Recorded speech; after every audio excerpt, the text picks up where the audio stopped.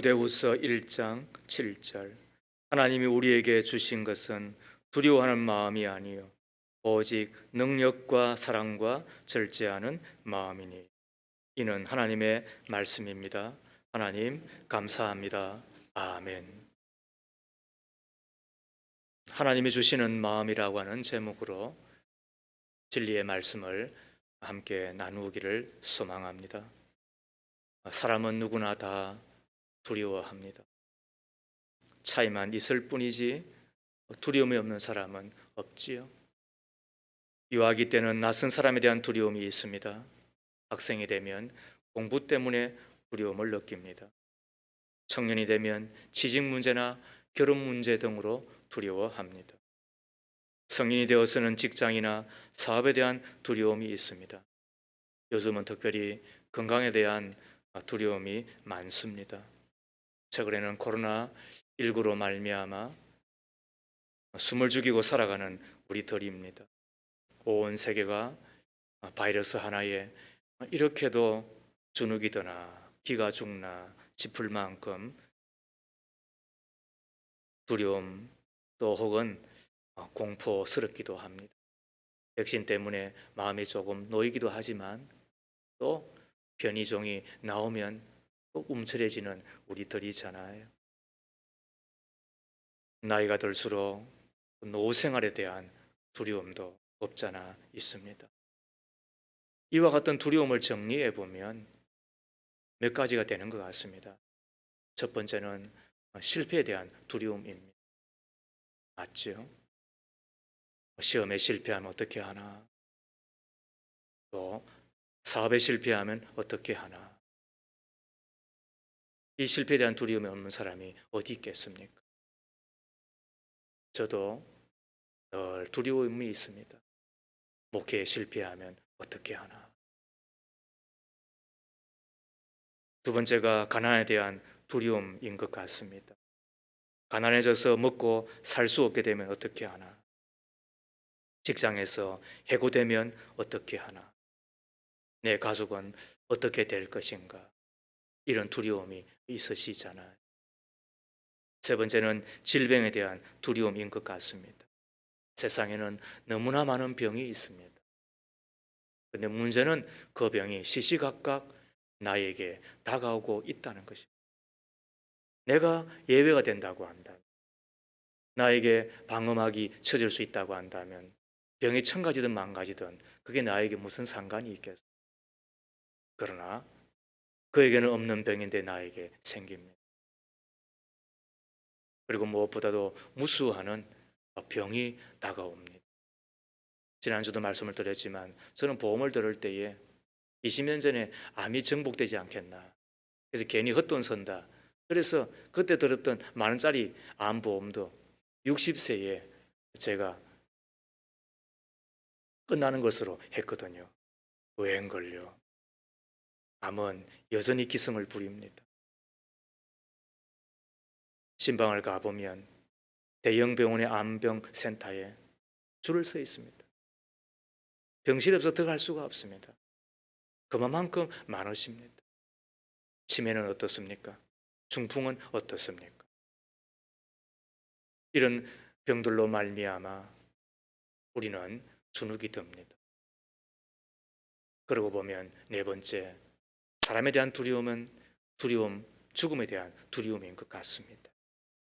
불치병에 걸리거나 교통사고를 당하거나 내가 갑자기 어떤 일을 당하면, 내가 죽으면 내 어린 자녀들은, 내 가족들은, 또 혹은 내가 머문 곳은 어떻게 되는가, 이런 생각들이 있으신 거죠. 그런데 연구에 의하면 이런 두려움의 근본이 있다는 겁니다. 그게 뭐냐 하면 거절에 대한 두려움이다. 여러분 어떻게 생각하세요? 아담과 하와는 에덴 동산 낙원과 같은 곳에서 하나님과 함께 살았잖아요. 그런데 뱀으로 가장한 악한 자 사단의 게임을 받고 하나님께서 금하셨던 선악을 알게 하는 나무의 실과를 따먹음으로 그 원죄에 의하여서 저들은 하나님 앞에 쫓겨나게 되었는데 그때부터 하나님으로부터 버림을 받으면 어떻게 되나 이런 두려움이 있었던 거죠. 아담 이후에 모든 사람들은 본성적으로 버림을 받을지 모른다는 그들의 두려움을 안고 태어나 살아가게 된답니다. 이 두려움이 많은 사람들은 마음속 깊은 곳에 언제 버려질지 모른다는 불안 때문에 사는 것 자체가 고통 혹은 아픔이기도 한 것입니다. 그런데 두려움이 두려움으로만 머문다고 한다면 우리는 어떻게 하겠어? 이렇게 생각할 수 있지만 그러나 두려움은 우리가 생각보다도 훨씬 더 악영향이 있는 것입니다. 그 중에 첫 번째가 두려움은 우리의 잠재력을 마비시켜 버립니다. 나폴레옹 힐이라고 하는 사람은 공포는 모든 논리를 무력하게 하고 모든 상상을 파괴하며 모든 자신감을 꺾어버리고 모든 열성을 지워버리며 모든 의욕을 없애버리는 힘을 지니고 있다. 그리고 사람들을 나태와 비참과 불행에 빠뜨리고 만다. 뭐가? 두려움이 말이에요. 두려움의 무서움이 뭐냐 하면 우리의 잠재력을 마비시켜 버린다는 거예요. 더 나아가 두려움은 우리가 맺고 있는 인간관계를 파괴해 버립니다. 거절당하는 것에 대한 두려움, 무시당하는 것에 대한 두려움, 비난받는 것에 대한 두려움, 피해당하는 것에 대한 두려움으로부터 정상적인 인간관계를 잘 맺지를 못합니다. 그래서 두려움을 내버려 두면 안 되는 것입니다. 그리고 셋째로 두려움은 우리의 행복을 방해합니다. 오저워드는 이야기하기를 두려움은 수백 개의 눈을 가지고 있어 당신의 마음을 괴롭힌다라고 이야기하였고 세네카는 이야기하기를 두려움이 있는 곳에 행복은 없다 이렇게 단언하였습니다. 저는 매우 일리가 있다고 생각을 합니다. 더 나아가 네 번째로 두려움은 우리의 성공을 방해합니다. 미국의 저명한 심리학자 린다 세퍼디는 두려움이 나를 망친다라는 책에서 두려움은 사람을 수동적이고 소심하게 하고 늘 경계심을 품게 하고 불안하게 하며 자신이 없게 만들고 매사에 비판적이게 하며 자신을 망치게 한다. 이게 두려움이라고 지적하였습니다. 그러고 보면 두려움은 어떤 독이 들어있는 것과도 비교되어지지 아니하는 파괴력이 있다는 거예요. 그러나 우리는 여기에서 머무를 수가 없어요. 두려움이 갖는 무서움은 또 하나를 더 있습니다. 그것이 오늘 본문의 내용입니다. 우리가 받은 은사를 소멸시켜 버립니다. 은사는 불과 같은 것입니다. 그래서 그 은사가 우리 안에 불일 듯 일어나요. 우리로 봉사하게 하고 우리로 섬기게 하고 우리로 축복하게 하고 우리로 만들어가게 하는 것이 은사인데 그런데 그 은사가 소멸되게 하는 것 그게 뭐라고요? 그게 두려움이다라고 이야기를 합니다. 우리는 두려움에 떨고 있는 한 사람을 만나게 됩니다. 그가 디모데입니다. 디모데는 바울의 영적 자녀입니다. 바울은 그의 영적 아비와 같습니다. 지금 로마 감옥에 갇혀 있는 처지였기 때문에 두려움에 떨고 있는 자기의 아들인 디모데에게 하나님의 감동을 받아서 편지를 적는 것입니다. 디모데가 두려움에 떨을 수밖에 없었던 몇 가지 이유가 있는데 그 중에 첫 번째는 그가 병약하였습니다. 자주 나는 병을 인하여서 포도를 조금 먹으라고 이야기하였던 것처럼 그는 체질적으로 약하였던 듯합니다. 그리고 심리적으로 바울만큼 강하지 아니하고 또 다른 사람들과는 비교될 만큼 조금은 약하였던 듯합니다. 그리고 그의 나이가 연수하였습니다. 그러다 보니까 기라산과 같은 교회 장로들과 또 혹은 어른들 앞에서 조금은 기가 죽었지요. 그나가 자기의 영적 아비 위대한 사도 바울이 로마 감옥에 있다는 소식과 함께 아시아에 있는 교인들이 자기의 곁을 한둘 떠나기 시작합니다. 그러자 목회자로서 의기소침해지고 동시에 주님이 주셨던 은사가 제대로 발휘되어지지 아니하고 소멸되는 것입니다. 그것이 오늘 읽었던 6절 말씀입니다. 6절을 보십시오. 그러므로 내가 나의 안수함으로 내 속에 있는 하나님의 은사를 다시 부릴 듯하게 하기 위하여 너로 생각하게 하노니. 잘 보세요. 바울이 하나님으로부터 은사를 받았습니다. 우리가 기도할 때 은사를 받습니다.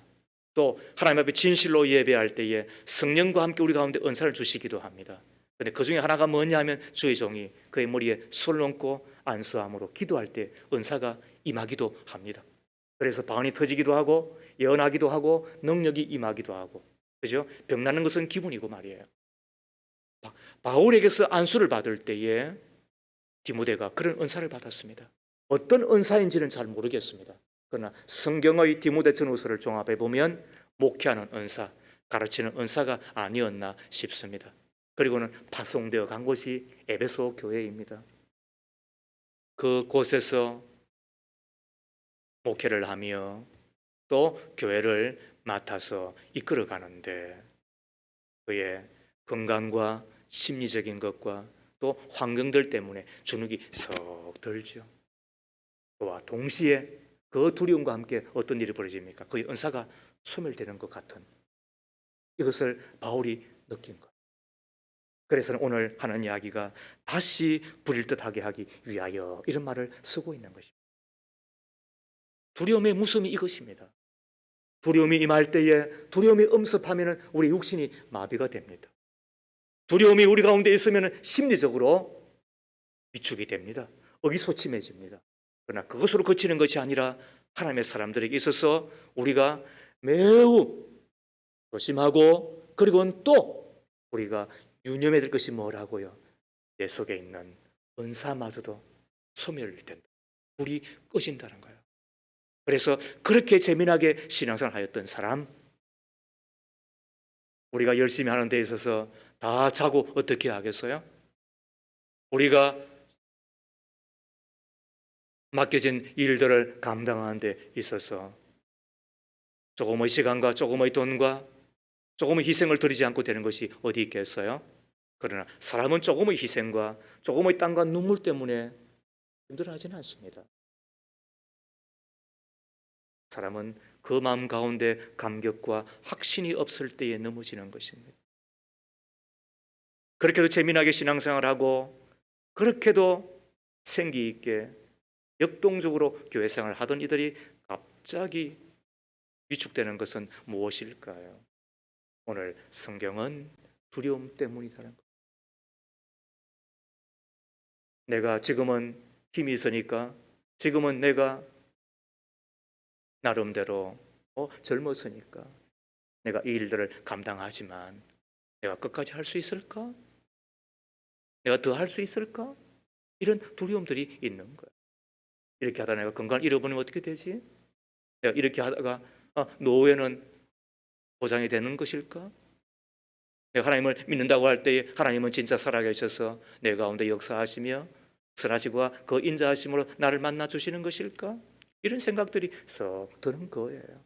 두려움이라고 이야기하잖아요.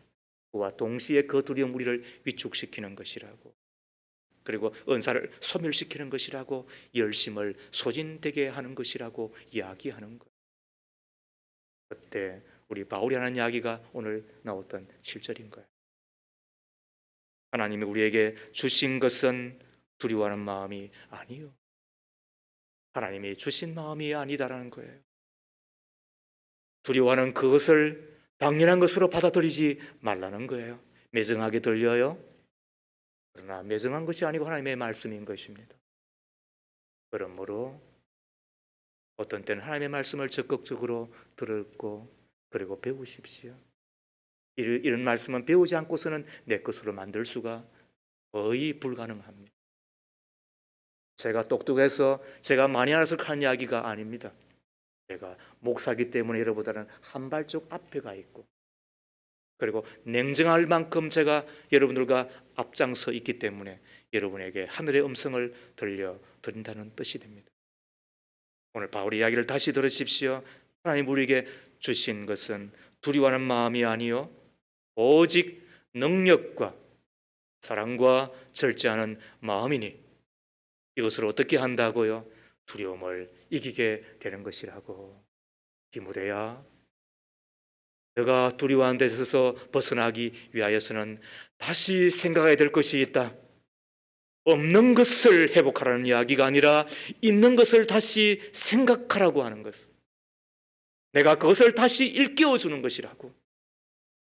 그렇게 하면 내가 이 두려움을 이기고 능한 목회자로, 그리고 하나님의 사람으로 살게 될 것이라고 오늘 우리에게도 동일하게 주시는 말씀으로 믿으시기를 바랍니다. 두려움을 이기는 첫 번째 마음이 있습니다. 그것은 능력이라고 하는 것입니다.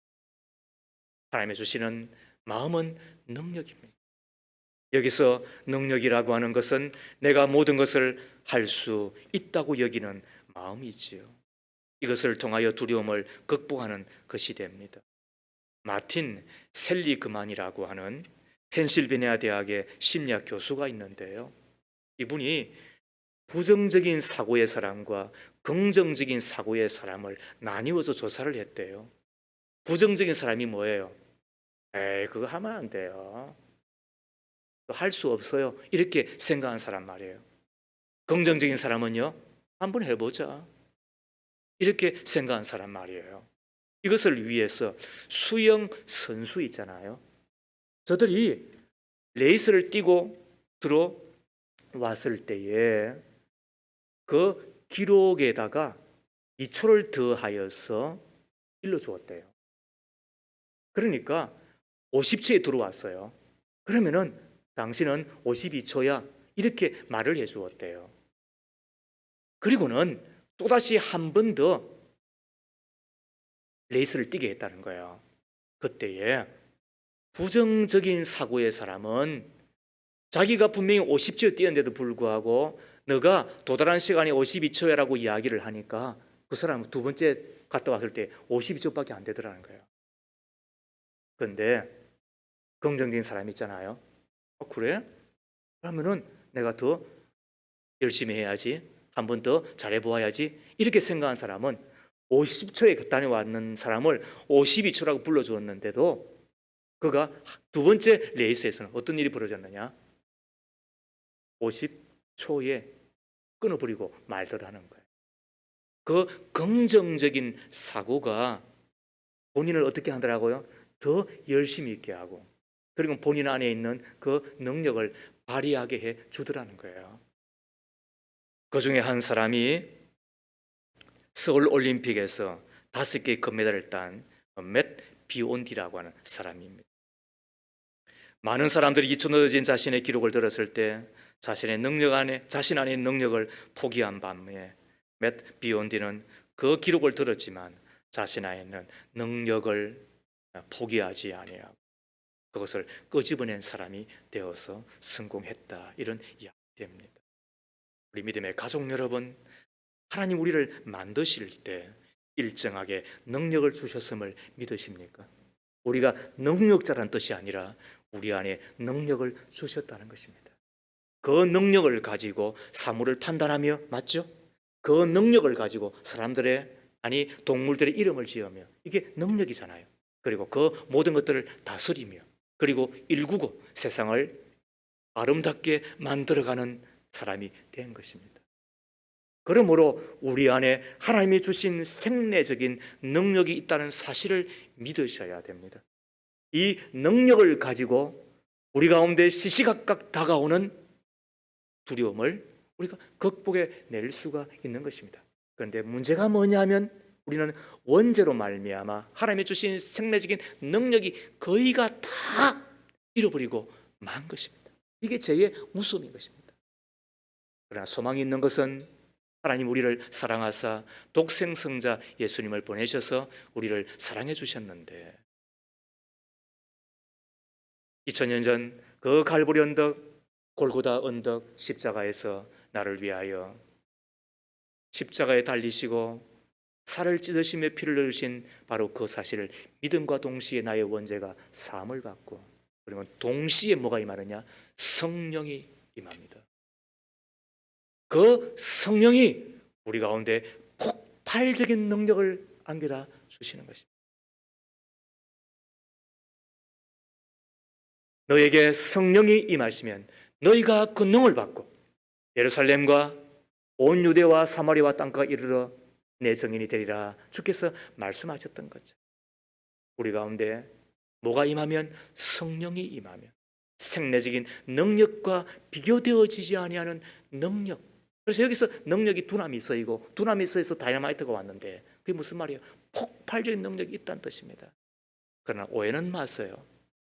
내가 능력을 받았다고 해서 갑자기 근육이 생겨서 말이죠, 번쩍번쩍 들고 뽀빠이처럼 말이죠, 시금치 먹어도 막 되는 그런 거는 아니잖아요.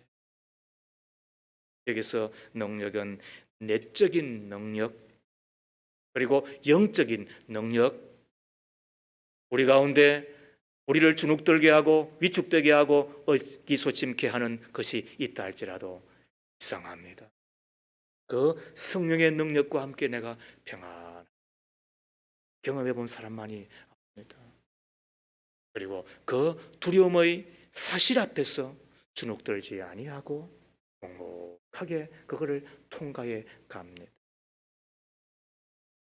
왜 핍박이 없겠습니까? 복음으로 살아가는데. 왜 수고가 없겠습니까? 주를 위해서 살아가는데. 왜 우리 가운데 땀과 피가 요구되어지지 않겠습니까? 그러나 그것 앞에 벌써 기겁을 하고 도망한 사람이 있는 반면에 어떤 사람들은 바로 그 능력을 의지하여 담대하게 그 두려움의 골짜기를 지난 사람이 있는데, 저와 여러분이 되기를 주의 이름으로 축복합니다. 이것 때문에 우리가 어떻게 해야 되느냐 하면 예수 이름을 많이 부르셔야 됩니다. 예수 이름은 하나님의 이름이며 예수 이름은 창조주 하나님의 이름이며 예수의 이름은 능력의 이름이며 예수 이름은 치료의 이름인 것입니다. 그러므로 예수 이름을 부를 때에 주께서 보내신 성령으로 충만해질 뿐만 아니라 예수 이름을 부를 때 귀신이 쫓겨나게 됩니다. 예수 이름을 부를 때에 치료가 일어나게 됩니다. 예수 이름을 부를 때에 능력이 우리 가운데 폭발적으로 일어나는 것을 경험하게 되는 것입니다. 최근에도 어느 분과 통화를 하면서 기도하시되 예수의 이름을 부르며 명하시라. 내 병을 위하여 예수 이름을 부르며 한 길로 왔던 병아 7길로 떠나갈지어다. 7길로 떠나갈지어다. 그렇게 외치며 예수 이름을 부르라고 제가 부탁을 드렸습니다. 여러분, 우리에게 주신 능력이 있음을 꼭 기억하시기를 바랍니다. 예수의 능력은 주의 성령과 함께 우리 가운데 주신 것이므로 날마다 그 성령의 충만함을 위하여서 기도하며 살아가는 우리 모두가 다 되어질 수 있기를 부탁을 드립니다. 두 번째로 하나님이 주신 마음은 사랑입니다. 이 사랑을 가지고 우리는 두려움을 극복하고 이기게 됩니다. 진정으로 위에 계신 하나님을 사랑하고 또 옆으로는 내 이웃과 내 가족을 사랑하고 살아간다면 두려움이 없어집니다. 사랑보다 더 강한 것은 없기 때문에 그렇습니다. 유명한 정신분석학자인 메닝거는 두려움의 원인을 분석하는 가운데 이런 말을 했습니다. 왜 우리가 두려워하는가? 그 중요한 이유는 너무 자기 자신에게 몰두하기 때문이다. 이런 이야기를 했습니다. 이거는 우리가 기억하며 사셔야 돼요. 왜 우리가 두려워하는가? 너무 자기 자신에게 몰두하기 때문에 우리의 두려움이 증가되는 것이라고 이야기를 하였습니다. 나는 어떻게 살아야 하나? 내가 죽으면 어떻게 되는가? 내가 암 진단을 받으면 어떻게 될 것인가? 내 자식은, 내 가정은, 나는 자기 자신에게 몰두하면 몰두할수록 두려움은 증가한다는 거예요. 자기를 향하여서 많이 생각하면 많이 생각할수록 위하는 것이 아니라 두려움에 휩싸이고 두려움 때문에 떨 수밖에 없다는 거예요. 그런데 이때에 나를 엄습하는 그 두려움을 물리치는 것이 뭘까요? 해답은 사랑이라는 거예요.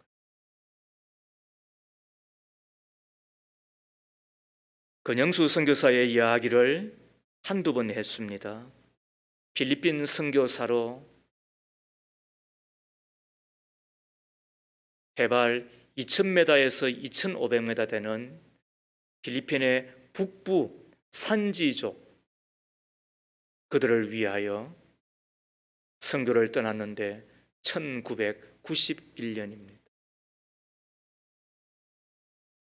그것은 말 그대로 공권력이 많이 미치지 못하는 곳이므로 부족 간의 다툼이 있고, 다툼으로 끝나는 것이 아니라 저들은 거의 전쟁을 방불할 만큼 부족 간에 혈투를 벌입니다.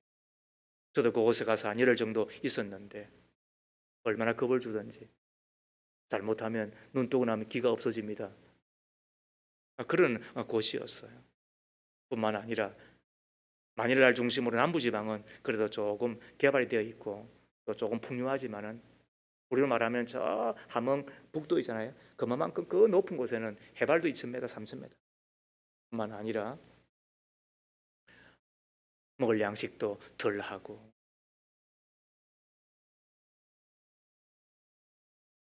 질병은 많고,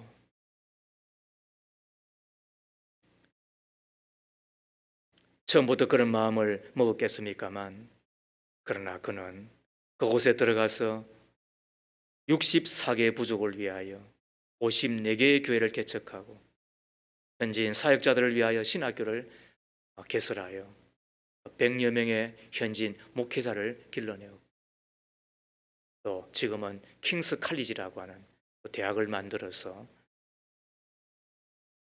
현지인들을 교육할 뿐만 아니라 예수의 복음, 예수님을 심어주면서 무려 30년 가까이를 사역을 하고 계신 분입니다. 이분이 어느 날 아내와 함께 산지족 교회에서 전도 부흥 집회를 마치고 집으로 돌아오는 중에 산사태로 고립된 절벽 위에 머물게 됩니다. 2, 3일 동안 추위와 굶주림에 시달리다가 3일째 되는 날 태풍이 몰아치면서 종이장처럼 내등 부러져 가지고 구름통에 빠져버리고 맙니다. 그의 입에서 원망과 부르짖음이 섞여 나왔답니다. 하나님, 이게 과연 누구를 위한 선교입니까? 우리가 왜 이렇게 죽어야 합니까? 누군가 한 사람이라도 지켜보고 있으면 이렇게 억울하고 슬프지 않을 겁니다. 그때 태풍 속에서 주님의 음성이 들렸습니다.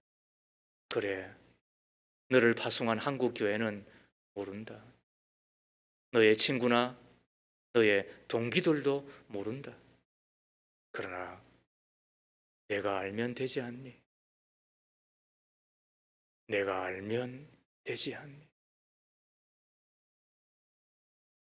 그리고는 또다시 하나님 맡기신 그 사역을 묵묵하게 이어갔습니다.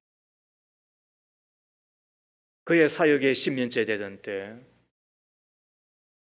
선교사님의 사모님이 병을 만났는데 국내에 들어와서 진단을 받았더니 말기 암이었다고 합니다. 말 그대로 4개월밖에 살지 못하는 판정이 났습니다. 수술을 받았습니다. 하나님 앞에 간절히 기도하였습니다. 다행인지 하나님의 은총 안에서 생명이 연장되었습니다. 그와 동시에 사모님이 울면서 이야기를 합니다.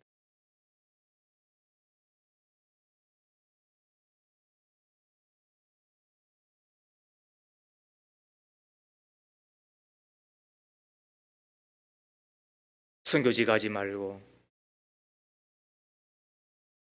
이곳에서 목회합시다. 이제 할 만큼 했으니까 국내에서 목회하면서 또 복음을 위해서 살면은 되지 않느냐.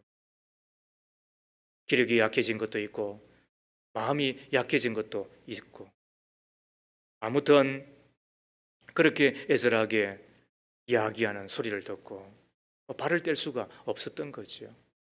그러다가 어느 날 지인의 소개로 대형 교회에 갔더니 대형 관현악단이 연주를 하면서 공연을 하더라는 거예요. 근데 그 모습을 보면서 선교사님이 한편으로는 서글펐대요. 왠지. 그리고는 눈물이 흐르더래요. 그때 주님이 다시 찾아오셨습니다. 건선교사, 저 찬란한 무대 조명에 마음 빼앗기지 마라. 무대 조명 빛에 내 사명 잃어버리지 마라. 내가 다시 돌아가야 되지 않겠니?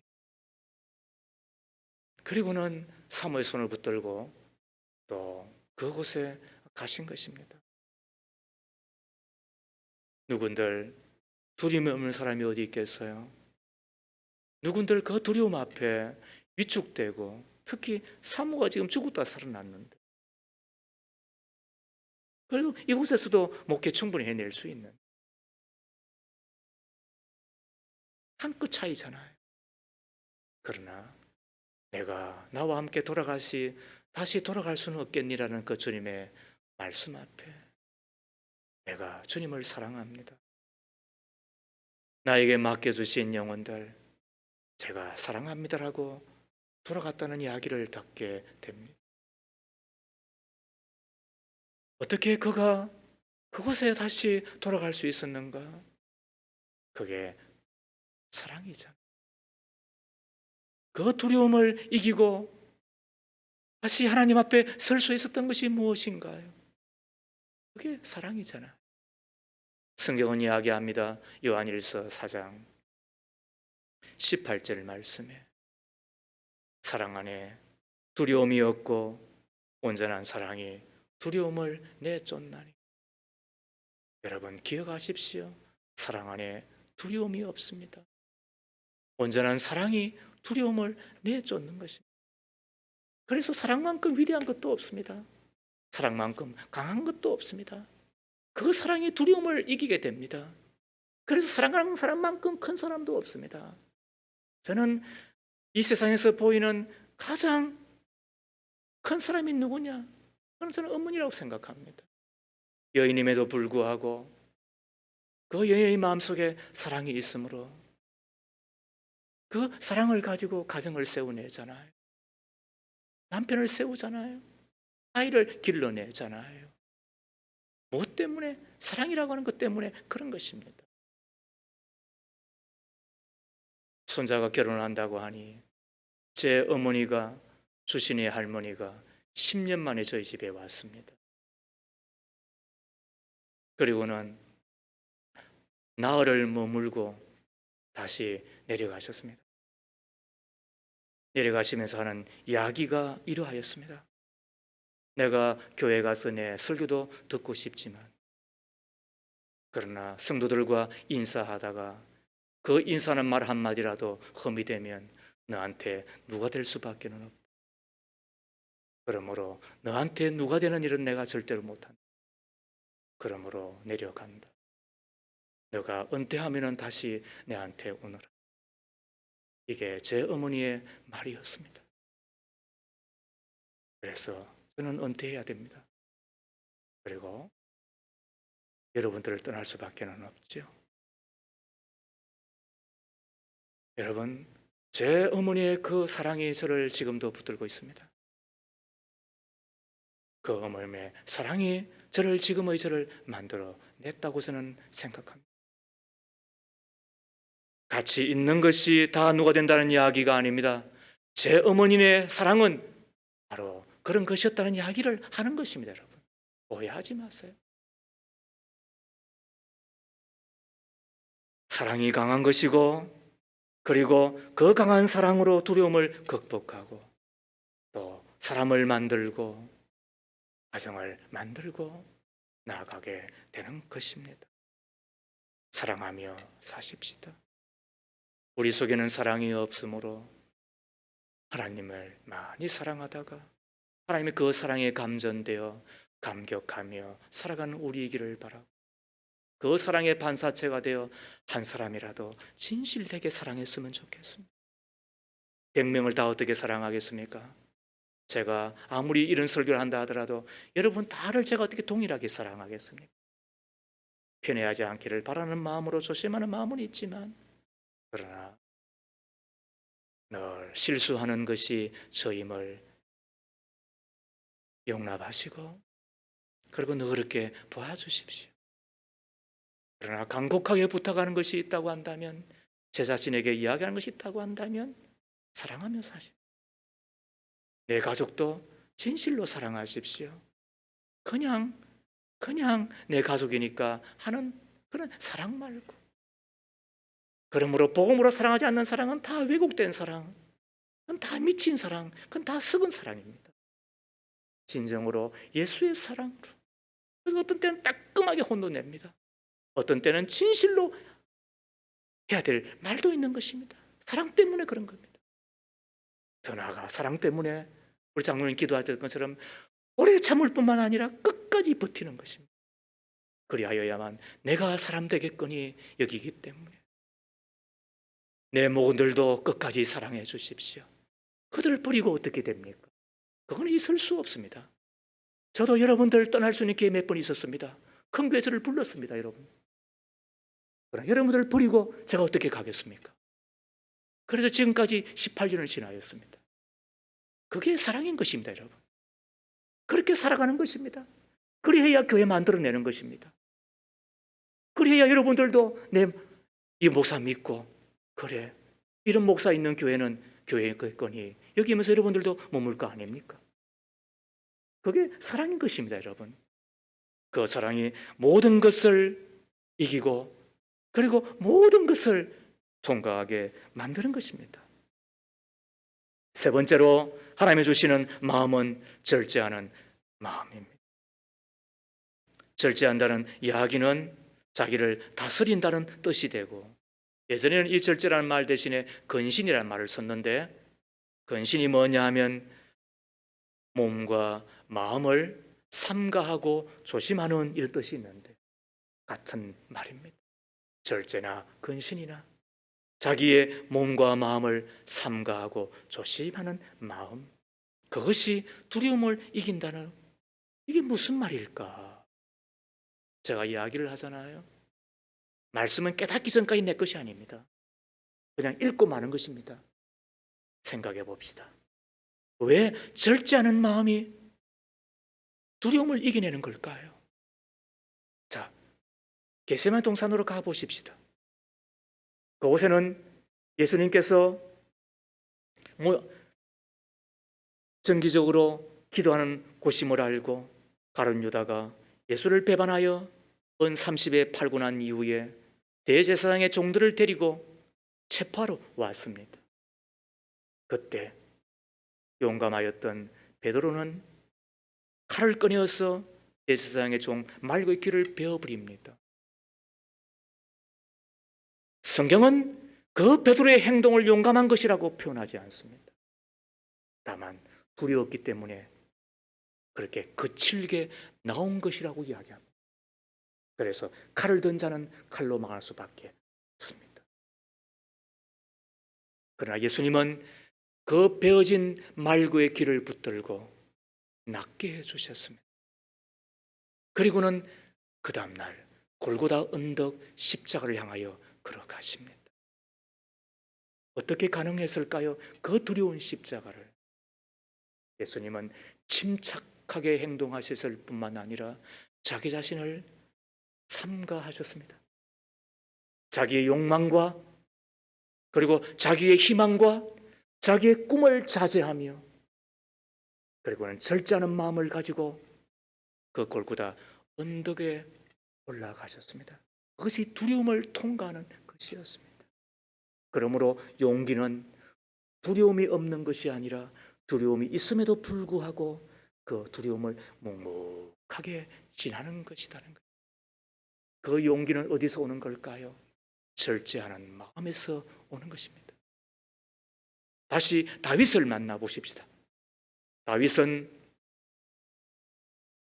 용감하고 그래서 골리앗을 무찌를 만큼 힘이 있는 자였으나 시기하는 그의 장인이기도 한 사울 왕의 추적을 받아 말 그대로 간이 눈물 만큼 도망다니는 자였습니다.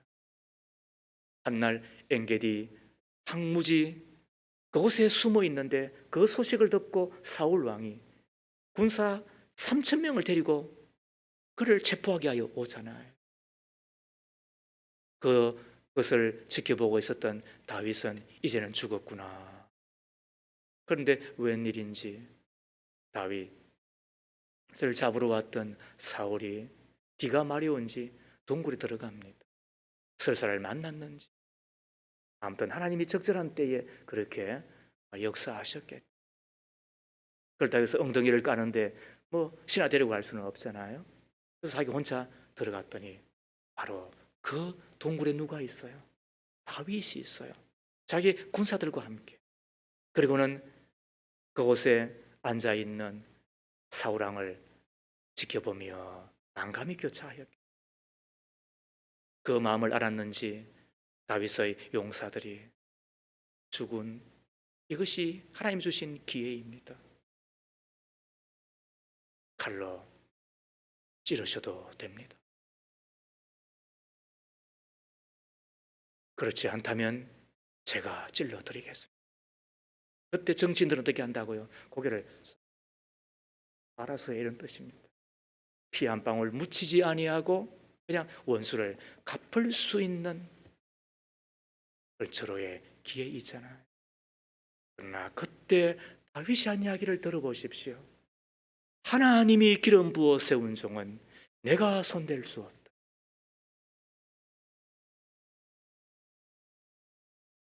어떻게 그것이 가능했을까? 하나님을 두려워하였기 때문에, 하나님을 두려워하였기 때문에 그는 삼가하는 사람이 되었습니다. 그런데 역사는 그 이후에 나타났습니다. 하나님을 삼가함으로, 아니 하나님을 두려워함으로 자기 자신이 삼가는 가운데 절제하였더니 나중에 하나님께서 사울을 제거해 주셨습니다. 그리고 사울의 자리에 다윗을 앉아 주셨습니다. 그리고는 만인이 우러러보고 존경하는 성군 다윗이 되었습니다. 그때 다윗이 손을 들어 자기가 직접 그 원수를 해결했다고 한다면 왕으로 올라갔을까? 그럴 수 있겠죠. 백성들이 존경하며 따랐을까? 자신할 수 없습니다. 절제하는 마음으로, 하나님을 두려워하는 가운데 절제하는 마음으로 내가 그 두려움을 통과하였더니, 사람은 그 두려움 때문에 다른 사람을 향하여 거칠게 나오는 겁니다. 한날은 제 아내가 화장실에 갔다 오더니 깜짝 놀라면서 쥐가 나타났대요. 옛날 이곳에 오기 전에 그 교회에는 사택이 있었는데 그 사택 뒤가 화장실이라서 그곳에 쥐가 나타났다는 거예요. 아니 쥐가 나타났으면 자기가 잡지 왜 쟤를 보고 시켜요? 그래도 남자라고 말이죠. 꼬라지에. 그리고 들어가면서 알았다고. 그리고는 그 옆에 있던 이 밀대 있잖아요. 그 밀대를 가지고 말이죠. 내가 막 휘둘렀어요. 그랬더니 웬걸 쥐가 잡혀서. 근데 제가 겁이 있었어요, 없었어요? 그러니까 막 거칠게 하는 거예요. 여러분 진짜 용기 있는 사람은 다 째려보는 거예요. 그리고는 콕 이렇게 하고. 왜 사람이 거칠어져요? 왜 강하게 행동해요? 왜 아닌 척 그렇게 반응하는 건가? 그 속에 두려움 때문에 그런 거예요. 그런데 그 두려움이 있으면 능력도 떠나는 것이고 하나님의 사랑도 머물 수 없어요.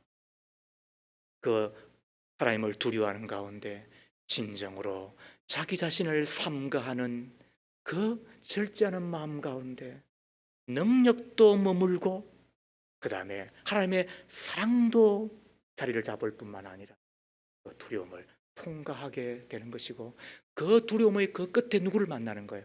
두려움 위에 계시는 하나님을 뵙게 되는 거예요. 그래서 바울이 이야기하는 거예요.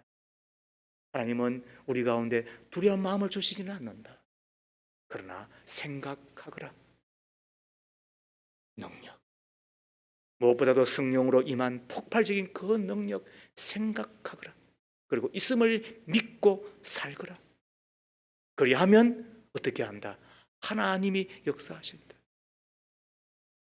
우리 가운데 사랑은 없지만은 그 사랑 주께로부터 받아 사랑의 반사체로 살아가거라. 그리하면 어떻게 한다? 두려움은 떠나고, 그리고 사랑하는 그 대상이 내가 손수하지 않아도 하나님께서 만들어가고 있음을 보게 된다. 절제하는 마음으로 살아가거라. 그래야하면 그 두려움을 통과하고 그 끝에서 두려움 위에 계시는 하나님을 만나 그 하나님 앞에 경배하며 살아가게 될 것이다. 이것이 주님이 우리에게 주시는 말씀이잖아요. 우리 인생은 늘 힘이 듭니다. 때때로 큰 두려움이 몰려올 때도 있습니다. 두려움은 우리의 분별력과 판단력을 잃어버리게 하고, 두려움에 빠지면 영적 싸움에서 우리가 패배할 뿐만 아니라 우리 가운데 있는 영적 은사들이 다 소멸되는 너무나도 어처구니 없는 일들을 당할 수밖에 없는 거죠. 그때 다시 기억하십시다. 다시 생각하십시다. 주님이 주시는 있으면 우리가 이기는 것입니다. 능력과 사랑과 절제의 마음을 주시는 하나님 때문에 능력의 사람, 사랑의 사람, 절제의 사람으로 살아가는, 그래, 두려움의 그 끝에서 두려움 위에 계신 하나님을 만나서 인생에 춤을 추는 저와 여러분 다 되어지기를 주의 이름으로 축복합니다. 하나님 아버지, 우리는 연약합니다. 하루하루를 힘겨워합니다. 주님의 뜻대로 살기에는 너무나도 부족합니다. 그러나 주님이 주시는 마음은 두려워하는 마음이 아니요 능력과 사랑과 절제하는 마음이라고 하셨으니, 주님이 주신 능력, 특히 성령으로 말미암은 영적인 권능을 기억하며 두려움을 이기는 자가 되게 하옵소서. 사랑 안에는 두려움이 없고 온전한 사랑이 두려움을 내어준다고 하셨으니, 주님 주시는 사랑으로 사랑하며 살기를 소망합니다.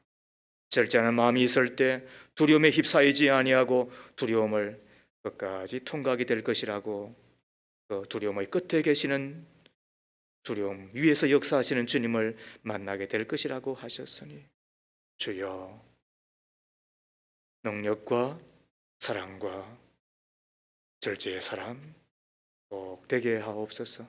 예수님 이름으로 기도합니다. 아멘.